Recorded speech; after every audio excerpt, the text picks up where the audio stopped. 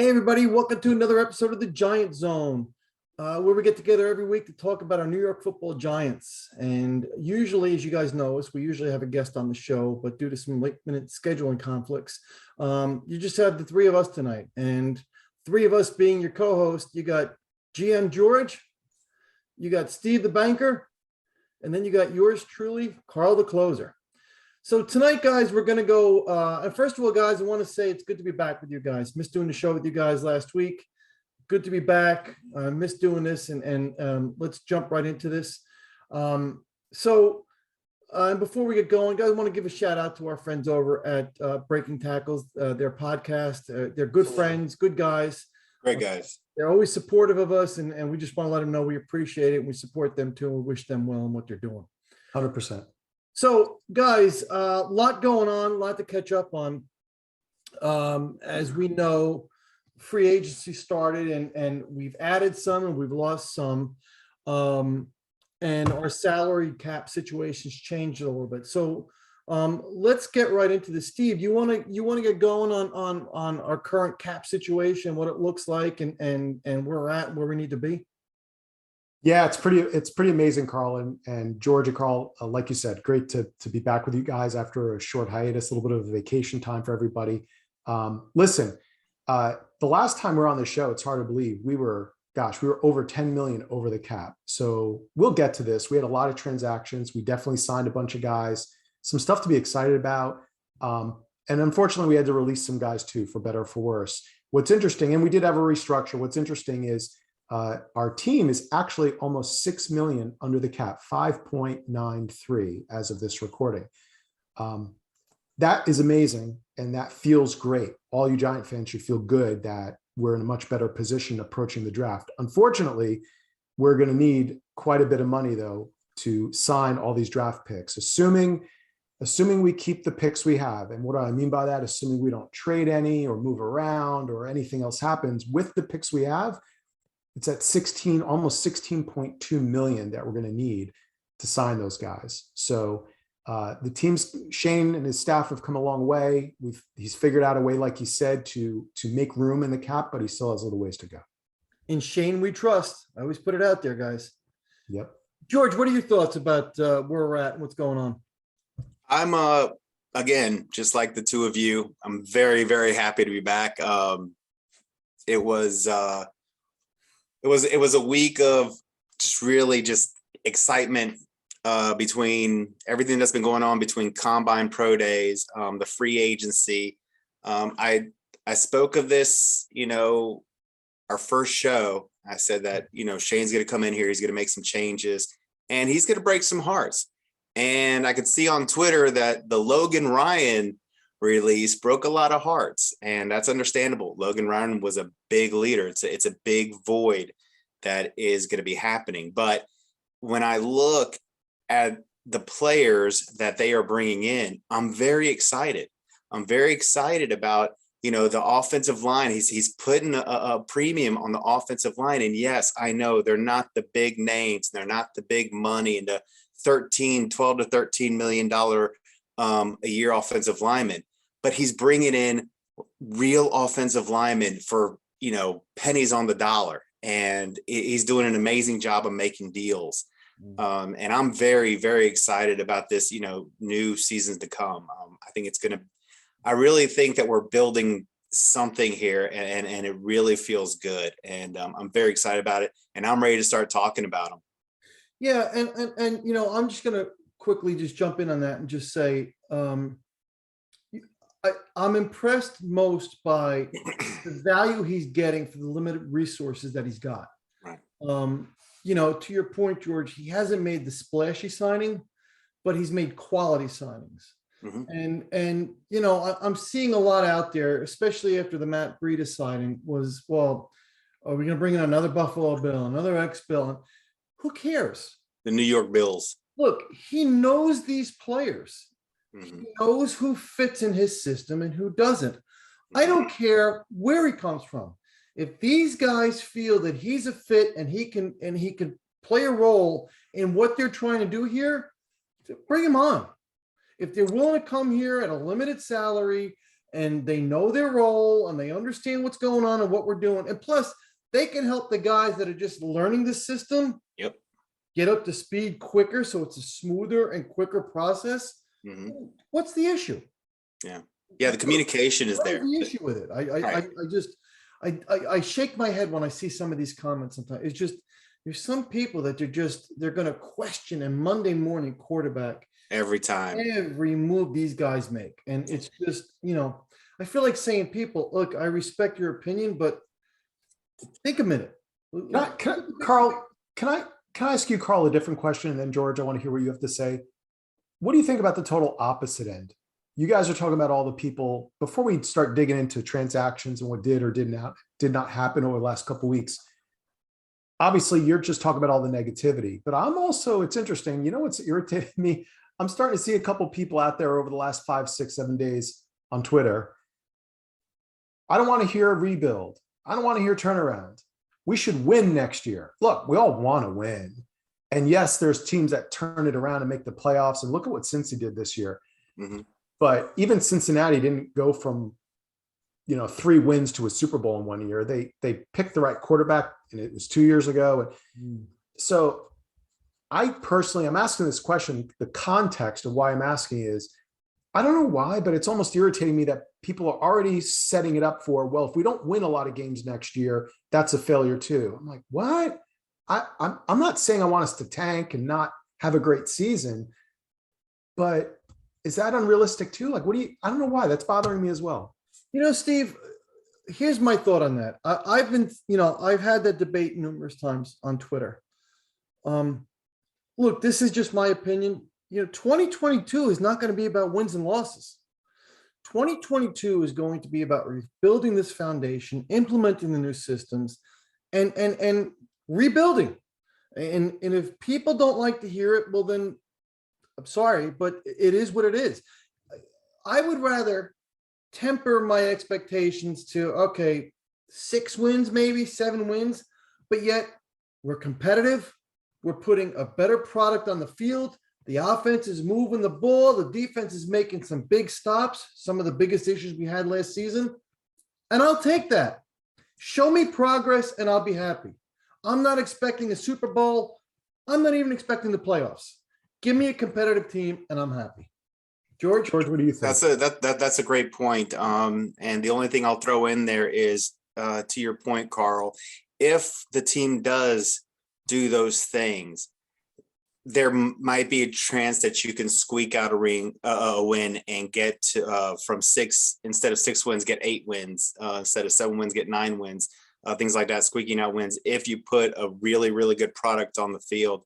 I think that, to the point of the fans wanting success immediately, in all honesty, playing devil's advocate, which I hate to do, is just one of those things where we've been dealing with this for 10 years now, of losing, and people just want to see the Giants back to being the Giants. They watch all these, old films that keep coming on Twitter, of the Giants making these big comebacks, big plays and things like that. And they just want that back. They're hungry for that.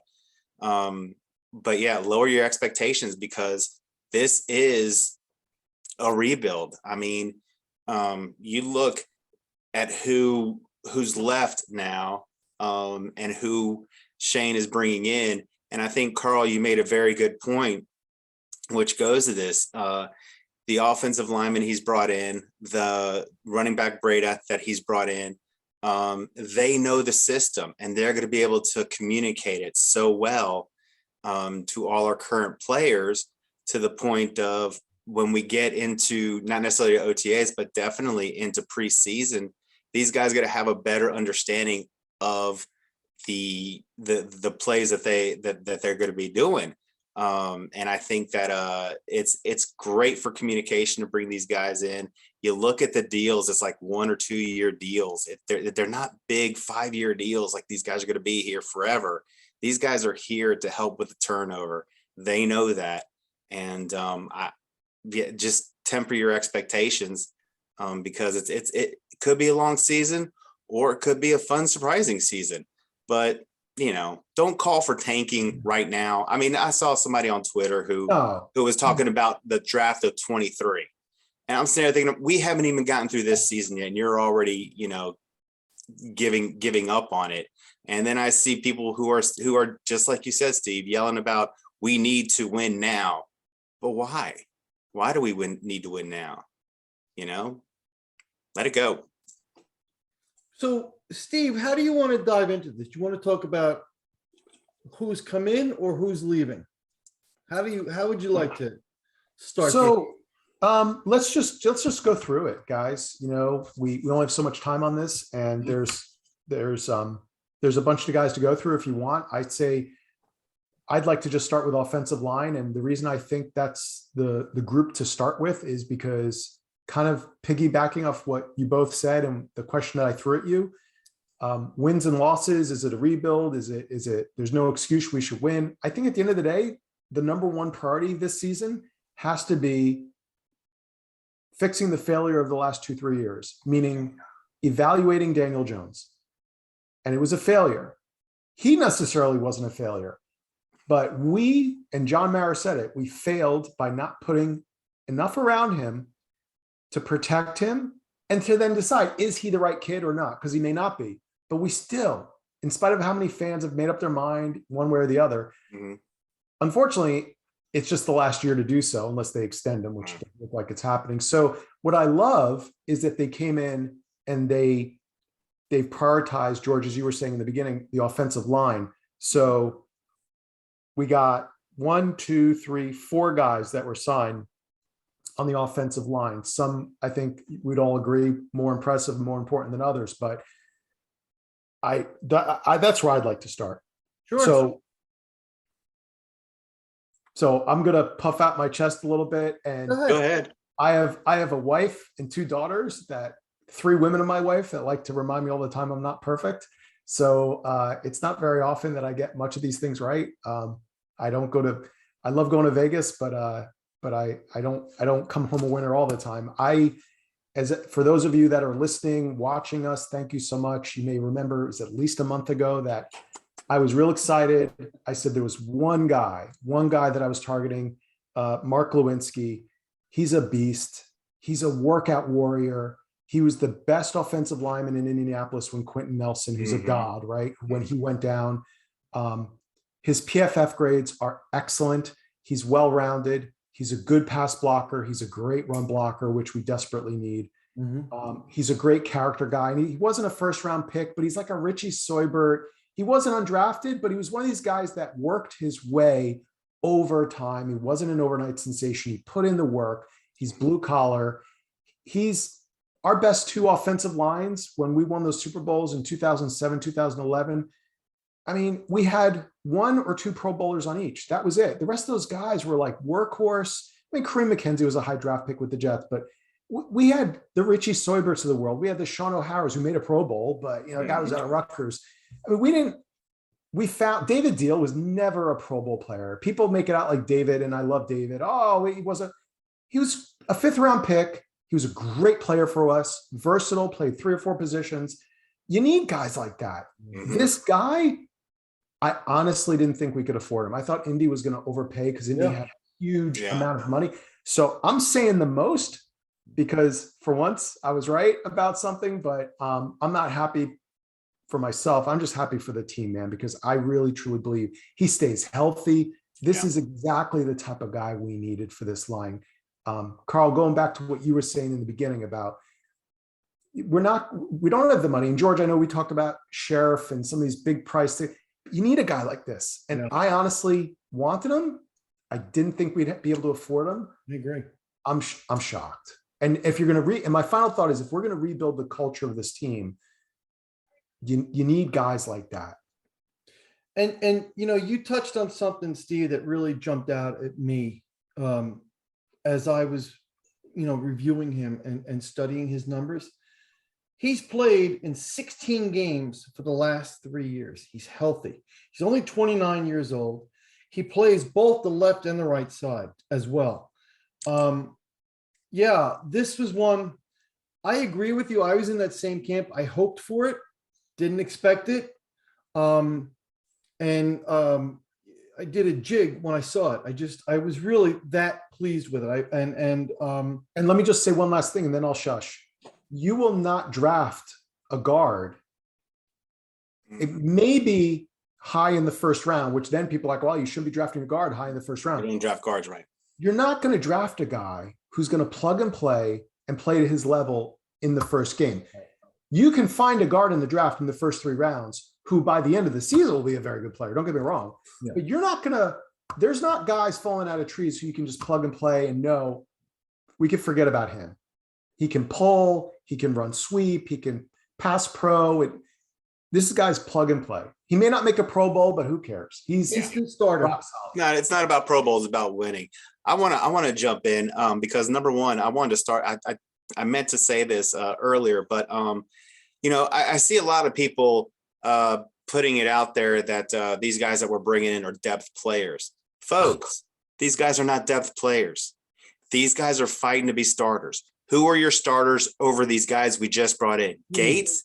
We don't know where he's at. Lemieux, is he going to be the same player he was before he got hurt? You don't know. These guys are coming not to be depth, to compete. And that being said, my guy that I'm really excited about on this offensive line, John Felicianado. And I hope I said that name right because I love this dude. He plays angry. He plays hurt. He can play both guard and center. He's versatile. Yeah. We got him for a steal. And I am very excited about having this guy on the team. I think he's going to be a great leader on that offensive line. I think he's going to pull everybody together. I'm really, really excited about him. I saw his tape on him, and I just think, yep, this guy is a giant. You want the guys from the 90s? Want the guys from the 80s? I really think this guy is, in my opinion, he could be a plug and play 1980s Giants offensive lineman, and I'm really excited about him, and I can't wait to see him on the field. And he's gotten really good press from the people up in Buffalo. Mm-hmm. He's a great locker room guy. Teammates love him. Buffalo misses him. Nobody's got anything bad to say about him. Nope. And it's amazing, guys. We've been talking all off season about, oh God, the offensive line and da-da-da. Isn't it funny now? Out of the 5 spots on the offensive line, we've now got 3 of them full. We've got Lewinsky, we've got Thomas, and now we have Feliciano at center. Well, and one of the other things, not to move off of that, one of the things that's also very important on any offensive line because of injuries, because of jumbo packages, you got to have a swing tackle. Mm-hmm. This guy, Matt Gono, by all accounts, he's super athletic. Never got hurt. He's a guy that should automatically be now our swing tackle, which he could, I'm sure, play right tackle if we really needed it. Obviously, we have picks 5 and 7.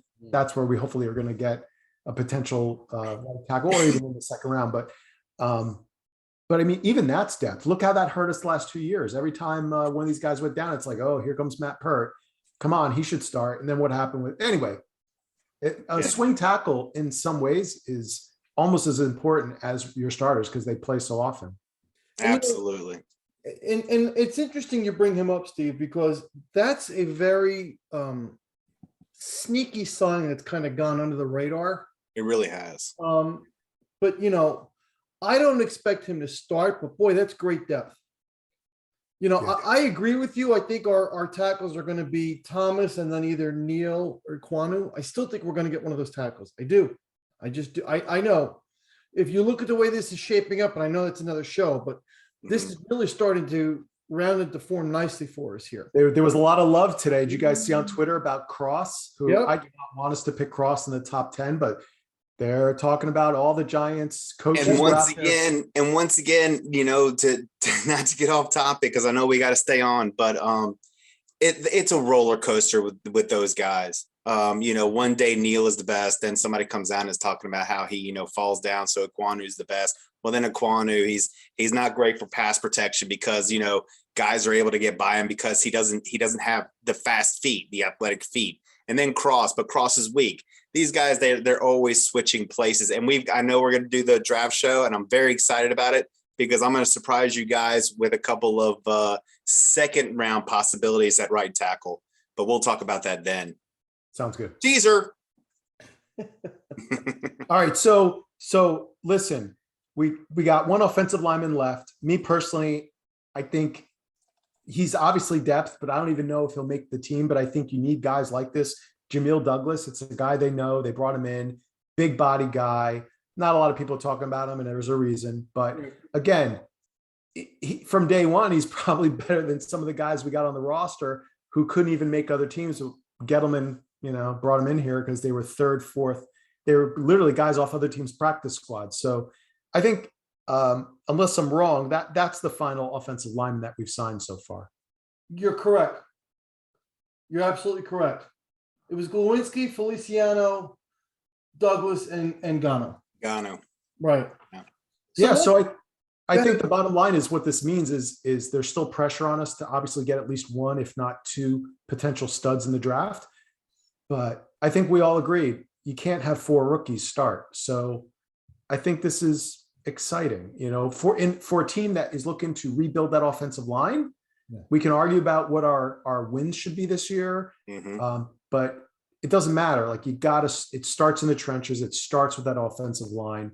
If we're going to evaluate Daniel, I'm ecstatic, man. And this is where patience kicks in, because just like you said, the draft, but don't forget, after the draft, you have undrafted free agents. Then you have the June 1st cuts. Yeah. There's a lot of opportunities to pick up guys. And I think that we don't need to rush and overthink it. I think that's the way Shane is operating. I think he's doing we'll see how everything goes as the season starts, but man, it's borderline brilliant the way he's operating things. I mean, he's really moving money the right way. And Steve, you can speak more on the money as the banker. But I just think the way he's moving money around and saving money and cutting some fat, I really think that he's doing a great job. So listen, I'm going to switch this to you, Carl. There's a couple other players. There's 3 or 4 positions in particular. If I said to you could only pick one: tight end, running back, backup quarterback, defensive end. Is there a particular position that excites you from the other free agents that were signed? You know what? I'm probably going to get reamed for this, but you know what one really got me was Matt Brida. It's good. I think that signing gives us so many options and so much flexibility. Now, is he Saquon Barkley? No, he's not. All right. However, you know what? I think that signing increases the possibility of Saquon not being here next year. I do. That's how I read it. Okay. And, in looking over some of his stats, he's only 27 years old. He's extremely fast. Okay. He's since 2017, he's played 16, 14, 13, 12, and then only 5 games last year. For the most part, he's been durable. All right. 466 career rushes for 2,281 yards, 7 touchdowns. He also catches the ball. All right. 108 receptions, 108 targets, 83 receptions, 729 yards, 6 TDs. All right. His best year was 2018. 814 yards, 3 touchdowns, 27 receptions, 261 yards, and 2 touchdowns. You know what? That's the versatile player that these guys want in this system. All right. And again, I'm most excited about that. I'll rate them in the order you gave me, but I'm most excited about that because I think that opened up a lot of possibilities for us. The next one, all right, let's jump on the big elephant in the room here. Quarterback. We all complained about Mike Glennon last year. All right. We don't want to go back to that. We don't. Okay. So they signed Tyrod Taylor. Not completely unexpected. That was one of the names I had in the back of my mind that maybe he was going to come in here. Good teammate, good mentor. knows the system fairly well. He's a veteran. Do I think he was brought in here to start over Daniel Jones? No, I don't. I've been saying it since he signed here. But do I think that's the kind of backup that we need? Number one, as a good mentor for Daniel Jones? Yes. B, if Daniel Jones and his injuries continue, is that the kind of guy that could step in and keep the offense running, maybe get us a couple wins? Yes. I have more confidence in him than I did in anybody that we threw out there last year beside Daniel Jones.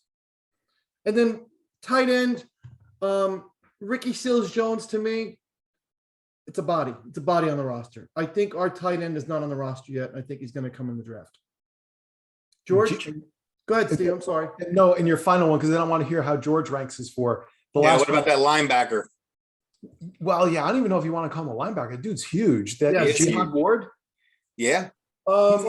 He's a chess piece that his best season was under Wink. He's played for like 14. Yeah, he played for Wink. I think the big thing about him that's kind of missed is if you look at his Baltimore tape, you see a lot more of him than you do when he was in Jacksonville. Jacksonville, he wasn't really used. So Carl, before it goes to George, you're not excited about him? I don't want to say I'm not excited about him. Look, they obviously felt he can fit and he could play a role in this defense and what Wink wants to do. I'm going to take a wait and see on that one, only because I just, I don't have the knowledge of him. I've seen some of his tape. Yeah, he looks very athletic. That I will say. And in today's game, you need those those athletic type players, especially on defense. So I'm going to take a wait and see on that. Yeah, he's an outside linebacker in a 3-4 scheme, but he's more of a chess piece. He has no bend whatsoever, and he dominates guards. No, he's a straight kind of like a hybrid. But it's weird. He's almost like a very, very, very poor man's heavier Justin Tuck. He can dominate offensive guards. Those are his best plays when you watch him on tape. He has no bend whatsoever, so he'll never beat a tackle around the edge. But he's good for like 3 sacks, like that, and that's often how Baltimore gets all their sacks. Is they may have that one guy, but they have like, all right. So George, that's 4 positions, 4 players. How do you rank them? How are you excited? Yeah, you said excited. Okay, so excited. As far as number one, as far as excitement, I am excited about bringing in Brida in here, and whether it leads to Saquon being traded or not, I'm not going to speculate on that. But I am excited that we're going to have Brida in the room because if nothing else, that's 2 running backs really with the same skill set. I mean, Saquon can catch out of the backfield. I think what Brida brings that Saquon still hasn't brought is blocking.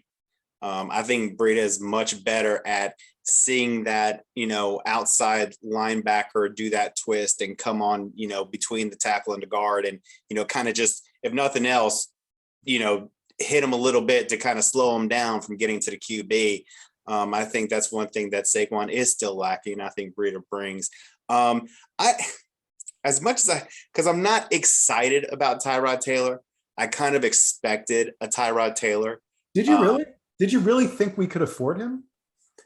You know what? I did. And the weird thing about it is because I didn't think he was going to come at a very high price. I didn't think he was going to demand that much money. I think his options were limited as far as where he was going to go to be a backup. And I think that, Dable just, he knew that they would bring him in and just have him just kind of come in and be kind of a fill-in and be in the film room with Daniel Jones and things like that. So I'm not excited about him. I'm glad we have him. I'm glad we have a backup, people, a backup that can come in, help Daniel Jones out. And just like Carl said, if Daniel just does go down, can kind of just come in and just kind of keep the offense going at the pace that it needs to go. Ricky Seals-Jones. First off, as far as Ward goes, we'll see what happens.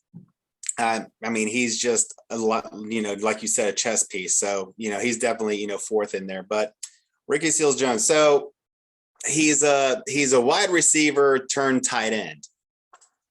And the guy can catch the ball.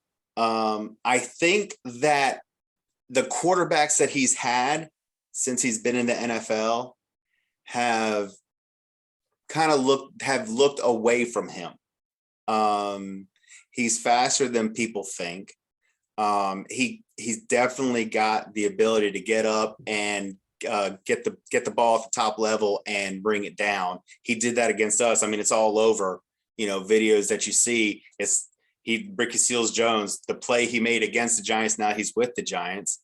But being thrown to by Winky and not Winky, I'm sorry, Heineke, and just not your top tier quarterbacks. I think that if he was with a better quarterback, I think you would have seen him make more plays. I'm kind of excited about him because I've kind of seen some plays that he's made, the way that he's able to get past linebackers and things like that. I'm not very enthused about his blocking. Like I said, he's a wide receiver turned tight end, so I'm not that excited about his blocking, but his receiving, I'm kind of excited about. I really feel like he's going to be a nice addition for Daniel Jones to kind of, get the ball out to if he's in trouble. I'm not saying, Carl, you're absolutely right. We are definitely getting our tight end in the draft, but I am a little excited about him. I really am. So, Steve, I'm going to turn that question over back to you now. How are you ranking them? Tyrod Taylor's my number one. I remember vividly when we all talked, when I mentioned my number one free agent target, that same podcast, we talked about backup QBs, and I got a lot of heat, especially on Twitter. People like, come on, man, we're not going to sign. Oh my God, now I'm flaking out. The Red Raider. Dalton. Andy Dalton. Man, it's been a long day, guys. That was my pick because he's seasoned. He's a pro. He's been in the playoffs. He's at the tail end of his career. Like, I listed all these reasons that I thought he'd be a good QP as a backup. And quite frankly, I thought we could afford him, a couple $1 million at the most, whatever. And everyone's number one comment, and George, you said it too, and rightly so, was, yeah, but he's not mobile. So do we really want to have a mobile system and then a quarterback who would come in and not be able to operate that system? I'm like, yeah, but all the guys I can think of, we're not going to be able to afford. And Tyrod Taylor, Carl mentioned him and he was at the top of our list. I'm like, yeah, come on, we can't afford him. So I think he's perfect as a backup for all the reasons that you said. So no need to be redundant. My number two, and it's a very close one, is Matt Brida. He had the fastest run time of any offensive player. I think it was in 2020. He was over 22 miles an hour timed. He's super fast, which is very unusual for a running back, right? I mean, we all remember Chris Johnson years ago for Tennessee, but other than that, you don't find running backs with that level of speed. The thing that worries me is no matter where he's played, when all the other running backs got hurt, whether it was San Francisco, Miami, Buffalo, he couldn't become the starter. He can't carry that workload, but that's okay. We don't need a starter as long as we have Saquon. Mm-hmm. So, and if for some reason they do end up trading him, and I know we've had that conversation, I think there's some good running backs in the draft. So that would make a phenomenal one-two punch. Absolutely. I love Brida as a backup. He aligns perfectly to the offensive system that they're probably going to bring in, which goes back to some of the offensive linemen we signed. Being able to do sweeps, zone runs, he's perfect for that. And if you look at his tape, he runs that way, but he also catches the ball and can run outside zone. So he's super fast. He hits the hole hard when he does run between the tackles. He's had some injuries actually, but I think to be able to add someone with that physical talent, proven for the money that we did, that's crazy. It's tough to find someone on the cheap with our salary cap restrictions. Ricky Seals-Jones is one of the worst blocking tight ends in football. That's a fact. He is less than 50%. He is brutal, but who cares? Because his most success in Washington was when they moved him around. And that's what Daboll's going to do. So maybe he won't be our traditional Y that, you can just put air at the end of the line. But knowing Daboll and Kafka and what they hopefully are probably going to do, putting guys in space, the Kadarius Tonys of the world, a Brida, a Saquon, He's just another chess piece on offense that they can move around, split out wide. His best success in Washington was when he was in motion. Mhm. So I agree with both of you. I'm not like, oh my God, we have our starting tight end, but in a double tight end set, especially, Right. like, I think, George, I think you're right too. I think it's gonna be fascinating to see how they use him. Mhm.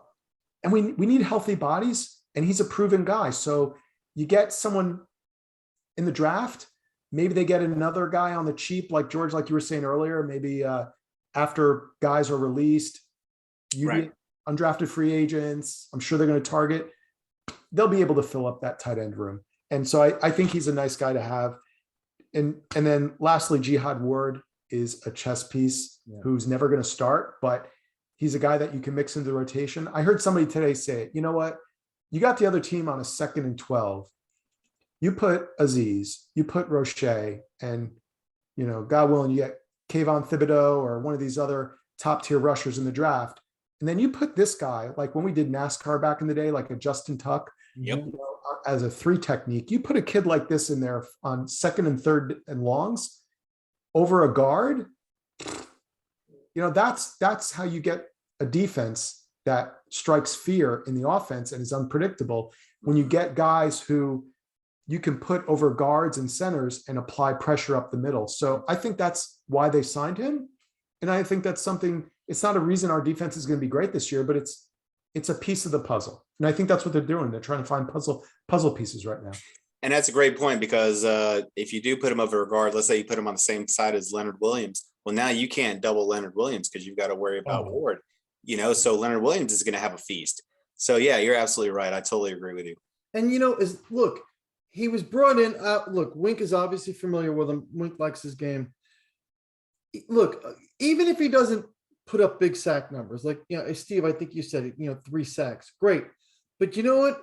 As long as he's putting pressure on the quarterback, because look, we all know last year quarterbacks were knitting sweaters back there, just waiting for the receivers to get open. If we could put pressure on quarterbacks to make them uncomfortable, get them out of their rhythm, force them out of the pocket, well, now all of a sudden your defense is a lot more intimidating. And you know, you got, you know, now you got your secondary who's you know, there's not so much pressure on them to stay with these receivers deep into the pattern. So it really changes the entire look of the entire defense and the flow of the defense. So, you know, I'll take that pressure all day long. Give me 3 sacks with pressure all season long, you know, and it was a good signing. I'm perfectly good with that. So listen, we also had a couple guys get released. Yeah. One in particular sticks out recently, is a shocker. And we had a couple guys take a pay cut that I was surprised at. I wasn't upset. I think it was smart, and I've heard all of the data. So who wants to go first? I think there's 2 sides to a coin there that are fascinating. And quite frankly, I think in some ways also help us when it gets to the draft, because those are not extra holes that we have to fill. But then the one guy who's released, you know what I'm talking about, that creates a hole. So who wants to tackle those 2 things? No pun intended. Go ahead, George. You chopped at the bit. Well, I'm gonna start with my surprise. First off, and I'll, you know, lead into it. I know who you're talking about, but I'm gonna start somewhere different. Sterling Shepard was not going to be on this team unless he took that big pay cut. There was just no way he was going to be here unless he took that pay cut. He knew it. Blake Martinez, as far as pay cuts go, I was surprised that he took a pay cut. But Me too. he really wants to be a Giant. Or, you know, he just wasn't ready to move on to another team because he's just not ready to come back yet. And if he was to go take a physical or something like that, you know, he would probably, you know, not be signed to that team because of his injury. So he probably knew that he had, you know, nowhere to go, whatever the case. The big surprise to everyone out there watching right now, and I'm not going to surprise anybody, was the Logan Ryan. It was a smart move by Shane to let him go. It's a heartbreaker. I told you in the first show there was going to be heartbreakers, and he's definitely one of them. He's a big piece. He's a captain. He's the heart. All those things. He's a leader. And And he's a good football player. Yes, he's getting long in the tooth. He's a little bit slower. He dropped some interceptions this past season that, should have been easy catches for him. I understand all that, but he put himself in position to make those plays, which is what everyone is forgetting. He was versatile, corner, nickel, safety. He played them all. He took whatever coach put him out there to do, he did. So yeah, he's definitely going to be missed, but it was a smart move, and there's just no other way to put it. You weren't going to save that. You weren't. And to say that, oh, we only saved $759,000 or $850,000, you don't know the numbers. And I'm sure Steve, he's probably got it right there with him. He's going to explain it to you, because it's more than what you think it is. I want to, and then before Steve, I'm going to hand it off to you, but whether you loved him or hated him or even liked him or didn't like him, congratulations, Evan Ingram, on finding a spot in Jacksonville. Wish you nothing but the best. You did. I mean, you had your goods, you had your bads, but you were a Giant, and we appreciate the effort you put. Now, Steve, I'm gonna let you take over. You talk to the fans about what we got. No, I wanted to hear you and Carl. So Carl, please, because I want to kick it to Carl. So there's a lot to cover there, George. I'm gonna gloat for a minute. You guys remember a couple shows ago, we were talking about Bradbury, we were talking about Sterling Shepard, we were talking about Blake Martinez, and I said I felt strongly that Blake Martinez was going to restructure, that he wanted to be here. So I was not surprised by that at all. I was very, very pleased that they did it. I don't think he ever wanted to leave. And I think that with the new energy and especially with Wink coming in now, I think he's excited to be back. And I'm glad he stayed. I'm a little more surprised that Sterling Shepard took the cut and that they actually tried to restructure him, to be honest with you. I expected either a buyout or an injury settlement there, but I understand it. I'm not trying to be anti-Sterling Shepard. I'm not. I'm just looking big picture. I thought either of he and or Martinez, I thought he would be the one to go. Now, in regards to Logan Ryan, so not surprised, not terribly surprised, okay? I understand the move. They did say there's going to be some very difficult decisions that they have to make. That was obviously one of them. George, like you well pointed out, he was a captain. He was very well liked. Good for him. Good guy. Good. Found a job the very next day. Good locker room guy. And look, landed on his feet. He's in Tampa. But I'm going to throw this out there, a little nugget out there to you guys.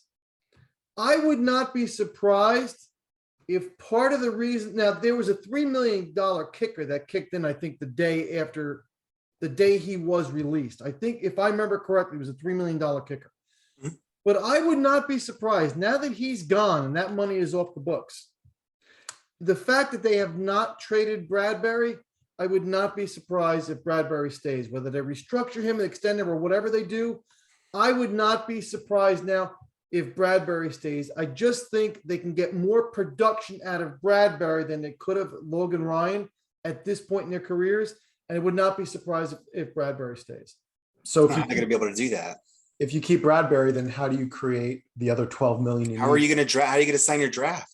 The only other way to do it is to restructure Leonard and or Kenny Golladay. And they don't want to do that. They can do it. But look, I'm only thinking out loud here, guys, that look, is the league holding Shane up on Bradbury because they all know that that's a heavy contract? That's very possible. I'm just playing devil's advocate here. Okay. I would not be surprised if maybe Shane has said, you know what? There's not a lot of good return in him.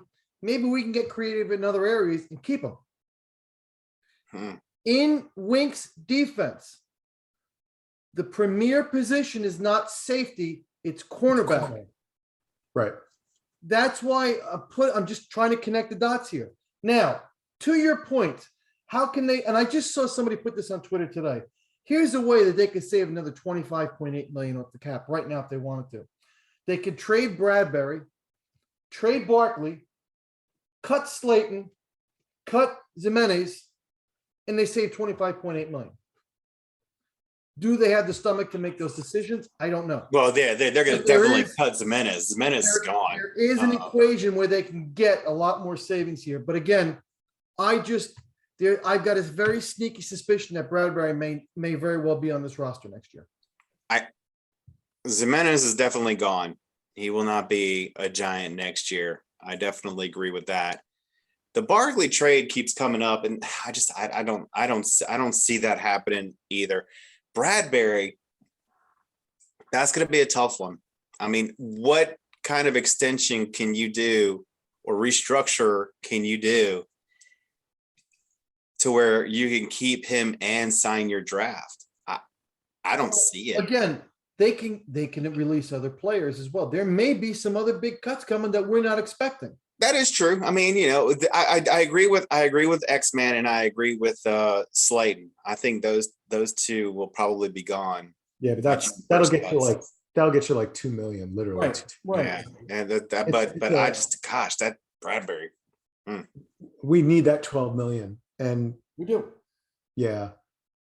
But That's again, I'm interesting. just throwing it out there, guys. I would not be surprised. Maybe I've just got pie in the sky here, but Steve, what are your thoughts? So, gosh, I mean, I thought Shep was gone. Yeah, agreed. And the reason I thought he was gone is, it's not just that he got injured; he got injured again and again. Like, he's so tough, and he's the only guy left.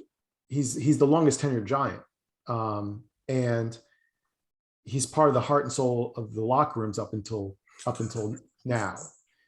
But that position requires shiftiness, quickness, speed. He's getting older. All these injuries start to add up. I was surprised, And we got Kadarius Toney. Yeah.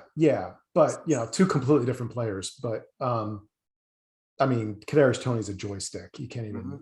I mean, he's like, we don't even know what we have in him yet. Shep, there's never been a day on his career on this earth where Shep has been what I would call electric.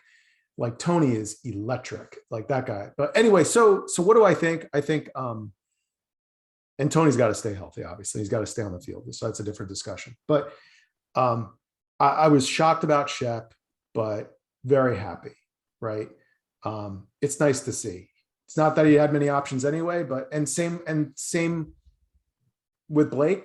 10 times over, because that's a guy that I still think has a lot left in the tank. Yep. He and Shep have both been at off-season events. They've shown, video of them with our new coaching staff and walking on crutches, and they're excited to be there and smiling and joking with them and Shane and Dable. And it's like, he's a Giant, and that feels good, even when the team's not been good, to know that we got guys that, and he was the leader of the defense. The defense wasn't the same when it went down. So much of what he does is his God-given speed and quickness, but so much of it is his instincts and his experience, his nose for the ball, his ability to diagnose plays, his ability to be the quarterback. You're not going to find that falling out of a tree. It's so hard to replace that. And there's a couple of young linebackers in this draft that I know we've talked about that we're all like, wow, man, there's some dudes in this draft at the linebacker position, but who knows if we'll get any, and maybe we'll get one. And that would be cool. I'd be fine with that, but not at picks 5 or 7. I don't think they're worth it. So we shall see. And then Logan Ryan, definitely shocked, but the more I think about it, and I've heard this week that people talking, well, he's a professional. Doesn't matter who the coaching staff is. Oh, come on, man. I mean, if you've ever been on part of a team, in the workplace, if you've been part of a team in sports, I mean, you're a professional, but these guys, they literally leave blood on the field. I mean, at the end of the day, it's a paycheck, it's a business. Yep. But he was Joe Judge's guy. Yep. So I get it. like, I get why they didn't want him around. It's nothing personal. And the truth is, he signed that within 24 hours, $10 million contract in Tampa Bay. That they were working on that. So what that tells me is that he knew it was coming. It was an understanding. This team and the culture, for better or for worse, they are amazing with players. We know what happened with the medical staff, Ronnie Barnes and them, when his wife had that issue during her pregnancy. Let him fly out. I mean, that's a culture. That's part of the Giants' culture. And they really are first class when it comes to many of those things. So I think they probably gave him the courtesy of knowing him and his agent in advance that this was coming. It's surprising because I think Wink would love to have as many pieces in the back end as he could. But, you know, for my money, I'd rather see Peppers re-signed right now. It's probably not going to happen. They say the Giants are one of, I think, 3 or 4 teams that are still talking to him and are interested. But I guess here's my final thought, guys. And I've been wanting to say this since before we started the recording tonight. The teams that I've always admired, and I don't know how they do it, and so many of us fans, when we really are being honest with ourselves, we do admire them as well, are the Pittsburgh Steelers of the world, the New Englands of the world. They know when to give up on a player. Nobody more than, and I'm leaving some teams out, but there are teams that are notorious for letting some of their star players go and not star players. I mean, right off the top of my mind, I can think of a couple guys. And they sign with another team because they're still good. And they literally are good for like a year, maybe. And then what happens? Their play all of a sudden tanks. They know when to cut ties. And sometimes it's literally riding the guys at the top because no one knows them better than the team they're already with. And all of a sudden they sign a contract. Maybe they get another year out of them. And all of a sudden we see the play go down. And they sign another. And that's when you get into trouble as a team, when you hold on for too long. We as fans, it's not our job to know when to let go of players because we're fans. We're fanatics. We love these guys. We become emotionally attached to them. They let go of Logan Ryan. You know what? 10 months from now, we may look back and go, man, I'm glad he ain't on our team anymore. Man, that guy's nothing compared to what he was just a year ago. Like, we don't know. He's not 22. I mean, he's got tread on the tires and he plays a position. If you really think about that position, forget what you see on TV. If you actually physically go to a game, and I know you both have, those guys, they're like soccer players. Like in that back end, all they do is just run. He's getting older. So, you know, I'm definitely surprised, but it's not a total shock. And I think you saw, look, we don't know. Did we see him start to decline a bit last year? Possibly, right? He looked a little slower. He wasn't making the plays that we all expected, that he was making just in 2020, for crying out loud. He had a great year in 2020. So, you know, we don't know the inside story there. We never will. Supposedly, Tom Brady had a lot to do with Tampa Bay snatching him up so quick. They're very good friends from their time in New England. Sure. So, you know, that's kind of why that signing, it just seemed a little quick. And, you know, a lot of people were saying, well, he must have wanted out to go to Tampa. Supposedly, he didn't ask for it. He didn't ask for the release. No. So, No. Look, again, good on him. Good guy. Good locker room guy. He was a good Giant. I wish him all the best. Yeah, and I just want to reiterate the fact, I know you just said that he wasn't making plays last year, but he was still putting himself in position to make those plays. And I think that's a huge deal. I think that's about 80% of what a player can do to succeed is put yourself in position to win the battle, whether it's a one-on-one or a zone or anything. Put yourself in position to do so. Yeah. Hey, let me ask you guys both this question. I want to hear both of your thoughts. Logan Ryan gone. So we have our free safety, young stud, one of probably the 2 or 3 young players on this team that are untouchable. Xavier McKinney, obviously. We have Adoree. He's a top tier corner. Doesn't get the turnovers that any of, we can make fun of him about that, but he was a better cover corner last year than Bradbury. That's a fact. That's a fact. Robinson. We have Robinson and Darnay who are going to duke it out for the slot, but we also know Robinson. They tried him at corner when we hit some injuries. So we got some kids. We just re-signed that backup. Gosh, I forget his name now. We signed him as Love. No, and I'm forgetting about Julian Love at safety as well. He's versatile, but now we have some. I'm sorry. Garen Williams, Thank you. Yes. who actually played well towards the end of last season, by the Yes, way. he did. Mm-hmm. So the question then becomes, does this create a significant hole? Is this something we need to address in the draft? That's the only problem. Go ahead, George. I'm gonna say it's not a priority, but yes, I think we need to address it in the draft, and I think we need to address not necessarily replacing a Logan Ryan, because I think in McKinney, I think we have that free safety that can find the ball and help. I think we need another. And I know everybody wants to extend him and everything. I just don't know where he's at. And I think we need another Jabril Peppers. I think we need a safety that can come down into the box and can make those plays on a running back, quarterback, or just, tight end, and make those hits. I think that's what we should be gunning for more than anything else. And I don't know where Jabril Peppers is at. I see people on Twitter all the time, talking about extending him, but I don't see anything coming from him. I don't see anything coming from the team about him. I don't think anybody knows where he's at in his recovery. So if we're going to do anything, I think we need to go after a Jabril Peppers in this draft. And again, we're going to talk the draft show later, so I'll name drop then. But we do need to look at a safety in this draft, and I think that there's going to be a couple to maybe 4 in the 3rd and 4th rounds that are going to be worth taking as far as that goes. So yeah, I think safety is definitely something we need to look at. Yes. Carl? I'm going to go in a different direction with that. And I'm going to say that if at 5 they get Neil Raquanu, okay, I would not be surprised if they stay pat at 7 and they draft Gardner out of Cincinnati. Again, Sauce. I love him. Now, again, I'm going to say, hold on, George. Well, again, I'm going to say, in Wink's defense, cornerback is a premium position. Yeah.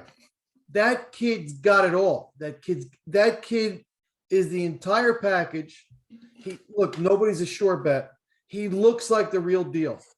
You put him in Wink's defense, and Wink will make him a star. And he'll get creative with him. So I know everybody's saying, well, so whose place is he taking then? I guess is what I would ask you. Whose place is he taking? If Bradbury is doing the extension like everybody's saying, you've already got the other side covered. We're saying maybe he does the extension. Maybe he doesn't. Oh, if he gets traded, okay, I'm with you. If he's gone, I'm with you. But I'm just saying, whose place can he take if Bradbury's still there would be my only question. Kid like that, you find a place for him. With that talent, you throw him out there, let him I'm just telling you, in Wink's defense, it would not surprise me. And that's just, Steve, you asked me the question, that's my answer. Yeah. What about you, Steve? Look, we've had this conversation way back. My number one thing from our very first podcast on, you've heard me say this expression multiple times to the point where it was probably like, all right, enough, Steve. Team construction. Mm-hmm. You have a finite amount of resources. That's why I wanted Saquon Dell, not because I don't think he's still like unbelievably gifted, maybe one of the top 2 or 3 running backs in all of football in terms of physical talent. When he's on that, people are like, oh, you hate on Saquon, you're a piece of crap. How could you say? Mm-mm. Stop. Okay, it's about you have a recipe to make a dish, and if I gave you 50 cans of tomatoes and said, go make stew, you'd say, yeah, but I need some meat. No, you don't. Just keep using tomatoes. Yeah, but I need some meat. How am I going to make a stew without some meat? You have finite resources. And at the end of the day, when you have teams, part of their job, right? You get a couple of onions in there, a couple of tomatoes. I feel like we got Paulie Dots in here right now. Yeah, you get some bay leaf. No, but seriously, team construction, you can't commit 10, 15, 20% of a team's, unless you're talking quarterback, and that's something different. Yeah. And it better be the right quarterback, right? There's only about 10 of them in the NFL right now. Absolutely. You can't commit 25%, 30%, 20% of the team's total cap to one position group. I mean, we did that in the early to mid 2000s with our defensive line, and we couldn't keep that going after a while. I was like, listen, we need to keep drafting these young guys. Yeah, but we got Strahan. I mean, so look, at the end of the day, you can only put so much money. You can't win a Super Bowl with like 4 Pro Bowl corners. I mean, you need to spread it out. You need a mixture of youth and experience. So managing the cap and understanding, well, like I said about Pittsburgh earlier, about just knowing when to move on from players, knowing when to get young, fresh blood. Yeah, the fans are going to be upset if it's a guy they love. Yeah, you know, it's ruthless and heartless in some ways, but that's their job. That's not why we're not the general manager. And George, I know you're quote unquote the GM, but listen, we have more holes on this roster than we've had in over a decade. Longer. I mean, I honestly can't remember the last time we had this many holes. And the funny thing is we have really great talent at a few positions like wide receiver. But we don't have any tight ends. We got this guy off the heap from Washington. That's it. He's a warm body who can run around like a wide receiver. Right. We have a second-round pick at defensive end and a guy that we stole from the Steelers, Quincy Roche, that we're all like, you know, getting excited about. And I want to get excited about him, but come on, we don't have an alpha male defensive end at all on the whole roster. It's maybe one of the 3 most important positions on an NFL team: quarterback, left tackle, pass rusher. Like, we don't even have that. So yeah, there's so many, anyway, I'm rambling, but the point is there's so many positions that we need that I think we got to let Bradbury go. We need new blood. And I would love Sauce Gardner. I'd love Ekwonu. There's about 15 guys in this draft that I think are impact players. And then there's another 30 to 50. I mean, there's a big range of guys that are plug and play, that are going to start on an NFL team next season. Yes. But I don't know that any of them are going to be impact the way Michael Strahan was an impact player, the way Osi and Tuck were impact, the way Tiki Barber was an impact. Like, you need impact players who can change the game for you. And unfortunately, I think Kadarius Toney may be the only one on our entire roster has the potential to be an impact player. So we need more of that. But they have to be the right type of player. And the thing that's impressed me most, my final thought, is I've been watching on the New York Giants YouTube channel, A Day in the Life. They did that 2-part series of Shane and Dable. You guys saw that? Hopefully a lot of our listeners and viewers saw that. And that was fascinating to watch those 2 guys interact. It was fascinating to watch them also interact with Brandon Brown, our new assistant GM, who I'm falling in love with. I got a man crush on that kid. Helped build that offensive line in Philadelphia. He knows what he's talking about. Smart, understands what to look for in a player, understands from the neck up what to look for. So listen, these guys have a plan. They know the type of player they're trying to find. They know the type of player that's going to fit the scheme they want to build. And what's interesting to me is, let's say there's 150 players. You just know from watching that video, like they already know who the 50 or 40 or 30 that they want. It's just a question of where are they going to fall and are they going to hit it? And I feel really good about that. I don't think we've been able to say that since Ernie Accorsi was here. Like, Ernie Accorsi went into a draft knowing which guys he liked. And I remember when Ernie Accorsi picked Justin Tuck, I was like, who? Yeah. I mean, I remember watching him in Notre Dame, but I remember when he picked Osi. Remember, I joked about this like a month ago. I'm like, Osi New York. I want the other guy, the guy who ended up going to Dallas and being a Pro Bowl player. Like, I want that guy. And look how good they became. I mean, he knew he wasn't perfect, but he had a staff. He understood what his coaches wanted. And they found they found New York Giants. They found giant football players. So I'm very excited because Shane's doing the dirty work right now. And it can be very upsetting to watch some of these guys go, or it can be upsetting. Oh, I wish they would have gotten this. I think we started off this tape talking about the offensive line, and they're finding football players, guys who fit the bill, healthy, strong, tough. And Daboll said it. He said, if you watch that 2-part series, the part 2 is the draft, the combine and the interviews that they had with players. And he always asked that question of when they're interviewing, I want, what does he say? Tough, dependable, smart, tough, dependable. Which of those 3 are you, and in what order? Or something like that. Like, they know what they're looking for. They're locked in. You could just see they have a plan. Yes. They know what system they want to implement, and they're putting it together. And they know the players they want. Yeah, exactly my point. And look, we as fans, to your point earlier, we're in this for our hearts. Okay, we're in it. We get attached to players. We want this team to win. We're in it for our hearts. It's a business, so they have to balance the business side of it and the winning side of it. But again, it just feels like we've got leadership that clearly understands the business of the game nowadays and how the game is played on the field too. And obviously they saw that there were holes here, and they're going about filling them.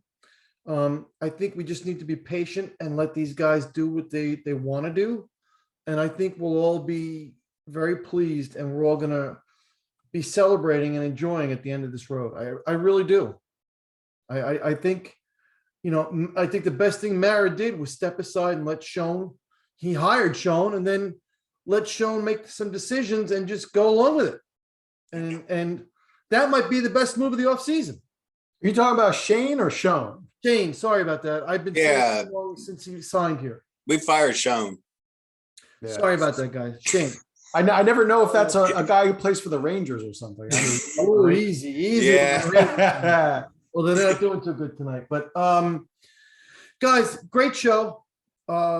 Great having you guys back. Great being back with you guys. Looking forward to it. People, just so you know, stay tuned. We're going to do another show this week, and we're going to have Manny from Breaking Tackles. He's going to join us on Thursday night show. So look for that Friday. So give you something to look at and listen to over the weekend.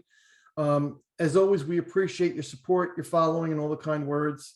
Please download, watch, subscribe, give us some good reviews, and help us keep doing this for you. Guys, anything else?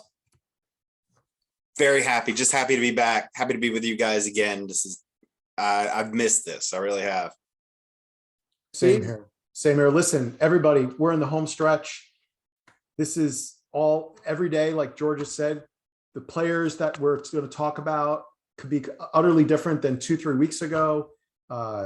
It's an exciting time. So we appreciate you watching. We appreciate you listening. If you're listening on our podcast, if you watch on YouTube, please hit the like button. If you listen, if it's iTunes, for example, please give us a 5 rating. It really, really helps. And thank you so much. Really appreciate it. Guys, good show. Looking forward to doing it again Thursday night with you guys. Take care, everybody. Thank you. And we'll talk to you soon.